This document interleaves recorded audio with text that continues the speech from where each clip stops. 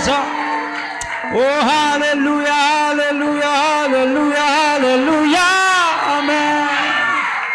Oh, misaotra Jesosy. Amen, amen, amen, amen, amen.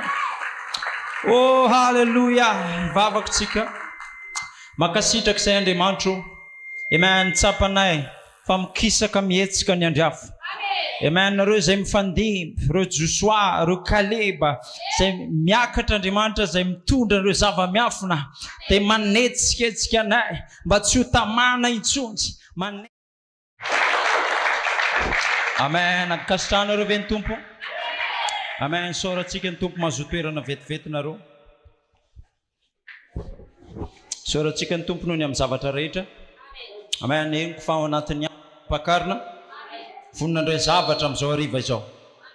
Amen. Miarahaba nareo. Amen. Amin'ny anaran'ny tenako, ny vadiko, rahalasana bavikely izay manaraka ao aorianako. Amen. Sorako ny Tompo ny zavatra rehetra. Amen. Ary raha tsy misy ny fionana tahaka an'izao dia mijanona ho malemy antsika. Amen. Satria nahoana ny ahafahantsika miresaka an'izany? Satria ny fanahy dia miainga avy amin'ny tsirairay avy. Ny fifohazam-panahy ozy izy mpaminany dia tsy hoe hitona olona vaovao akory, fa ny fifohazam-panahy dia misy zavatra manomboka ao anatinao ao.